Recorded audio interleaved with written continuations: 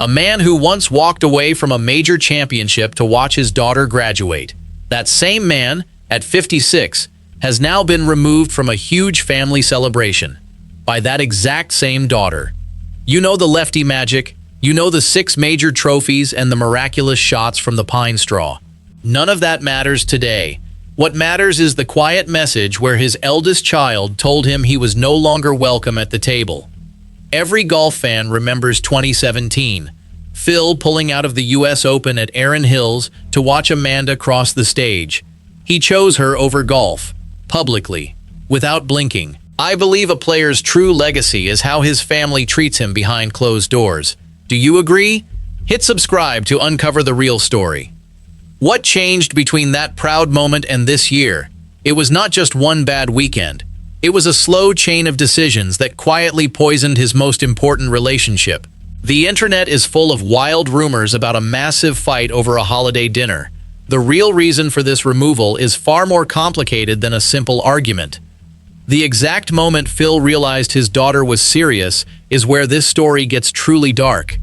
That realization did not happen overnight. To understand why a daughter would remove her father from a major family milestone, you have to look at the last 3 years. The golf world only sees the tournaments. They see the press conferences. They see the massive LIV Golf contracts. Amanda sees the man behind the curtain. Phil has always lived his life in the extreme. When he is focused on golf, he ignores everything else. When he is focused on a new business deal, he drops his old friends. His family has spent decades adapting to his chaos.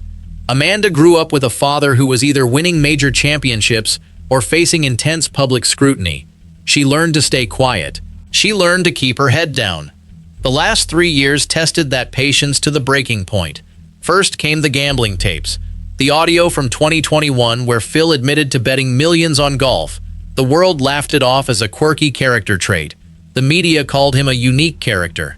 For a family trying to build a normal life, that audio was a nightmare. It brought back old fears. It reminded everyone of the dark days when his betting almost ruined his career. Amanda did not say a single word to the press. She protected him. She let him handle his own mess. But protecting him came with a heavy personal cost. She had to sit in silence while the world mocked her father. She had to watch his reputation take a massive hit while he just smiled and made jokes. That specific dynamic started to build a wall between them. A wall made of unspoken frustration. Watching her father lose his legacy in real time, Amanda made a quiet promise to herself that she would not let his next mistake destroy the family. That promise is the key to everything happening right now. Then came the LIV Golf move. Phil took a massive payday to join a breakaway tour. He told the public it was a chance to grow the game. He told his family it was a business decision. The reality was much messier. The golf world turned against him. His old friends stopped calling. The locker room doors closed. He was no longer just the quirky lefty. He was now the guy who took the money and left. The isolation was real. When you spend 30 years building a network of friends in the locker room, losing that network hurts. It changes how you walk into a golf course.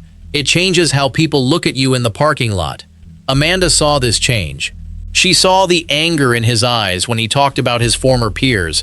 She saw how the stress of the new tour was bleeding into his home life. Think about the specific reality of the LIV Golf locker room. It is not the PGA Tour. The dynamics are completely different. On the PGA Tour, you have 30 years of shared history. You know who grew up in the same junior circuits. You know who caddied for your friends. In the new league, those deep roots do not exist. Phil is surrounded by guys who are just there for the paycheck, or guys who are decades younger and look at him as a relic. He has no real allies in that room. When he walks off the 18th green, there is no group of peers waiting to dissect the round. There is just silence. That specific type of isolation eats at a person. It makes you want to retreat to the places where you are still the king. But as he would soon find out, those sanctuaries were about to close their doors as well. When a major family celebration was put on the calendar for this year, the expectations were high. This was not just a casual get-together. This was a milestone event. A moment where the family was supposed to come together and show the world that they had survived the chaos of the last few years. Phil assumed he would be the center of attention. He assumed his presence was mandatory. He started talking about the event. He started making plans. He thought the past was buried. Behind closed doors, Amanda was quietly making a different kind of arrangement, one that would completely change the guest list. You cannot talk about this family without talking about the person who actually holds it together, Amy Mickelson. For 20 years, Amy has been the shield. When Phil hit a bad patch, Amy managed the house. When the gambling rumors started, Amy smiled for the cameras. When he left for LIV Golf, Amy packed the bags and moved the family to a new state. She has absorbed the impact of every single one of his decisions. To understand how massive this shift in Amy really is, you have to remember the phone call from 2013. When Phil made those horrific comments about his wife on a conference call with a reporter, it was Amy who stepped up. She stood by his side. She forgave him in public. She managed the fallout and kept the family together while the entire sports world criticized her. For 10 years, she was the ultimate fixer. If Phil said something wrong, she smoothed it over. She absorbed the public anger so he could keep playing golf. But that dynamic only works if the person making the mistakes actually learns from them. When the mistakes just keep coming and the scandals get bigger, the fixer eventually runs out of energy. Amy looked at the landscape of their life and realized she had no more energy to manage his disasters. She was done cleaning up the mess. Something changed in Amy over the last 12 months. The golf fans noticed it first. They noticed it in the way she stood at the tournaments. They noticed it in the interviews. The supportive wife act was gone. She stopped defending him in public. She stopped posting the perfect family photos. The silence from her camp was louder than any statement she could have released. Amy realized that protecting Phil was no longer protecting the family. Protecting him was hurting them. Every time she smoothed over his mistakes, the public expected more. Every time she defended his choices, the family took the hit. She decided to draw a hard line in the sand. That line was drawn right in the middle of the planning for this major family celebration. Taking complete control of the situation, Amy locked Phil out of the planning process for a secret reason she had been keeping from him for months. That secret was tied to a place Phil thought he owned, the Farms Golf Club in San Diego. This was not just a place to play a round of golf. This was his sanctuary. This was the place he took his kids to learn the game. This was the place he felt like a local hero, far away from the intense glare of the PGA Tour and the LIV Golf drama. He thought his money and his legacy would buy him absolute protection there. The Farms Golf Club was supposed to be his ultimate safe zone. It was a private, exclusive enclave where he did not have to deal with the media or the fans. He helped design parts of it. He hosted pro-ams there. He was the main attraction. The members treated him like royalty. When he walked onto the first tee, people stopped their conversations to watch his warm-up swings. He thought that level of local worship would protect him from any real-world consequences. He thought the board of directors would just sweep any rumors under the rug because he brought prestige to their course. That was a massive miscalculation. The board members are businessmen first and golf fans second. When the allegations of inappropriate conduct with a female employee surfaced, they did not care about his 6 major championships. They did not care about his Ryder Cup points. They cared about their liability. They cared about their public image. They looked at the evidence, looked at the legal risks, and decided that Phil Mickelson was no longer an asset. He was a liability. Protection vanished overnight. The whispers started in the clubhouse. They were not about his swing. They were not about his age. The whispers were about his behavior. Specific allegations of inappropriate conduct with a female employee at the club. The details were kept quiet, yet the board of directors could not ignore them. Phil tried to brush it off. He thought he could charm his way out of it, just like he always did. He thought his status as a 6-time major champion would make the problem go away. He was wrong. The board launched a quiet investigation. They looked at the security footage. They spoke to the staff. The evidence was undeniable. The board gave him a choice. He could resign quietly, or he would be officially banned from the premises. Phil chose to resign. The damage was done. The sanctuary was gone. The keys were handed back. Inside the clubhouse, the board banned him without a public statement, yet the news still managed to leak to the one person whose opinion actually mattered. Amy found out before Phil even got home. She did not yell. She did not cry. She just looked at him with a coldness he had never seen before. That was the moment she realized she could not protect the family from his mistakes anymore. She had to protect the family from him. The celebration in question was not a birthday party.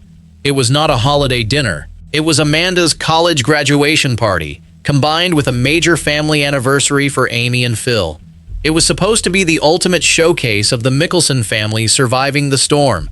Phil thought he was going to walk in, hug his daughter, kiss his wife, and show the world that everything was perfectly fine. He bought a new suit. He picked out a gift. He even prepared a speech. He thought his presence was the main event. He did not realize he was already excluded from the invitation list. 2 days before the event, Phil drove to the house. He expected the gates to open. He expected the staff to wave him through. The gates stayed closed. The security guard walked up to his car window. The guard did not look him in the eye. The guard simply handed him a printed piece of paper and told him he was not on the approved visitor list. Phil sat in his car and looked at the paper. It was a formal notice. It stated that due to ongoing private family matters, his physical presence was no longer required at the residence for the upcoming events. It was signed by Amy. He picked up his phone and called Amanda. She did not answer. He called his agent. His agent told him to lay low. He called his lawyer. His lawyer told him there was nothing he could legally do because it was private property and a private family matter. Desperate for a solution, Phil decided to use his only remaining weapon to force his way back into the narrative. That weapon was the media. Phil knew how to control a story. He knew how to leak information. He reached out to a friendly reporter. He tried to spin the tale. He tried to paint himself as the victim of a misunderstanding. He wanted the world to know that his family was overreacting.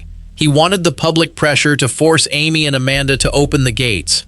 The reporter did not run the story. The reporter called Amy first. Amy had her own story to tell. This is where the real truth comes out. The removal was not just about the golf club incident. The golf club was just the final straw.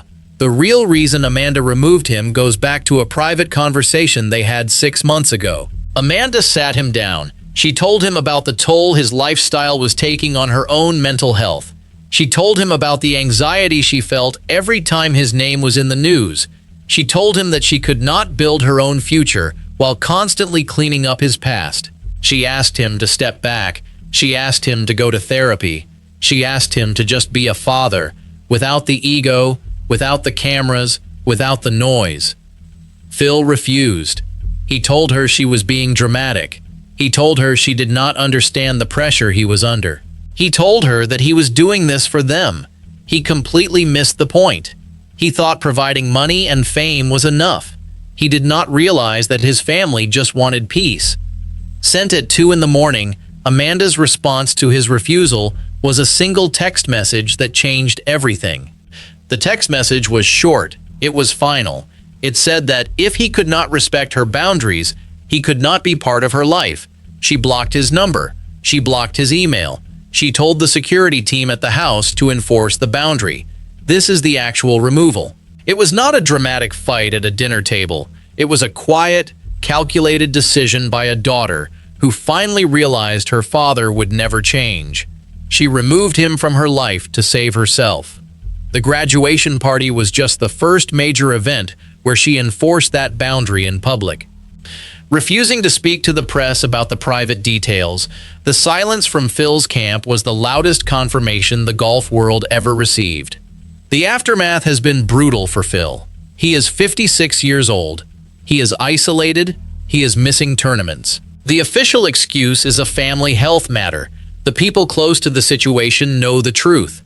The health matter is the severe stress and anxiety Phil is facing because his family has completely shut him out. He is living in a massive house, yet it is empty. Amy and Amanda are staying at a different property. They are living their lives without him. He is left to deal with the lawyers, the PR team, and his own thoughts. The legal reality is a harsh pill to swallow. In the world of professional sports, athletes are used to winning. When they face a bad break on the golf course, they find a way to hit the next shot. When they face a bad contract, they negotiate. But Phil cannot negotiate his way back into his daughter's life. The law does not care about his 6 major championships. The law does not care about his LIV Golf millions. The law only cares about the boundaries set by his family on their private property. He is completely powerless. This powerlessness is a new feeling for him. For 30 years, his talent was his shield. If he was in the final group on Sunday, nobody cared about his personal flaws. The galleries cheered for his shots and his mistakes were forgiven because he was winning. Now, he is not winning. He is just a 56-year-old man sitting in a quiet house, dealing with the consequences of his actions. The golf world is watching. The fans are talking. Nobody is saying a word to help him. The locker room doors are still closed. The old friends are still quiet. The LIV Golf executives just see him as a liability. Sitting in a massive, empty house, Phil is finally learning the hardest lesson of his career, and it has nothing to do with a golf club. The lesson is that you cannot control everything. You can hit the most miraculous shots from the trees. You can win the biggest trophies. You can make the most money. You cannot force your family to respect you if you do not respect them. Phil spent his entire career mastering the short game. He spent thousands of hours figuring out how to get the ball out of the worst possible lies. He figured out how to control the spin, the speed, and the bounce of the ball, but he completely failed to figure out how to navigate a simple conversation with his daughter. He could read the break on a fast green, but he could not read the emotional needs of his own child. He could calculate the exact yardage to the pin, but he could not calculate the distance his lifestyle had put between him and his family. It is a tragic irony. The greatest short game artist in the history of the sport could not get himself out of the deep rough he created in his personal life. In golf, when you find yourself in a terrible position, your only job is to get back to the fairway. You do not try to hit a hero shot. You do not try to reach the green from deep in the trees. You just chip out sideways and take your medicine. Phil has never been good at taking his medicine. Even when he is in the deep rough, he tries to thread the needle. He tries to hit the impossible shot. That is why he is so good at the game, but it is also why he is in this current mess. He is trying to hit a hero shot to save his family relationships. He is trying to use the media to thread the needle and force his way back into the house. But life is not a golf course. You cannot bend the rules of physics or human emotion just because you have a great short game. The ball is in the water. The penalty stroke has been applied, and no amount of talent can change the scorecard. Amanda made her choice. She chose her peace over her father's ego. Amy made her choice. She chose her daughters over her husband's mistakes. Phil is left with the consequences of his choices. The major family celebration happened without him. The photos were taken. The smiles were real. The only thing missing was the man who thought he was the center of the universe. The saddest part is that he brought it all on himself. This is the reality of Phil Mickelson at 56. The magic is gone. The lefty miracle shots cannot save him now. He tried to buy his way out of trouble. He tried to charm his way out of trouble. He tried to use the media to force his way back in. None of it worked. The only thing left is the silence. He is waiting for a phone call that is never going to come. He is waiting for an apology from his family for a boundary they set to protect themselves. He is waiting for the world to forget about the golf club incident and the gambling tapes. But the world does not forget, and more importantly, his family does not forget. When you build your entire life around your own ego, you eventually end up alone. The galleries will always cheer for a great shot. The sponsors will always pay for a good logo placement. But a family only stays if you give them a reason to stay. Phil took his family for granted for too long. He assumed they would always be there to clean up his messes. He assumed they would always understand his choices. He was wrong. The gates at his house stayed closed. The security guard did his job. The text message was sent. The boundary was set. And for the first time in his life, Phil Mickelson has to live with a result he cannot change. There is no next shot. There is no miraculous flop shot to save the day. There is only the quiet reality of a man who lost his family because he could not stop playing the game his own way. If you want more deep dives into the real stories behind the golf headlines, make sure you are subscribed, and I will see you in the next video.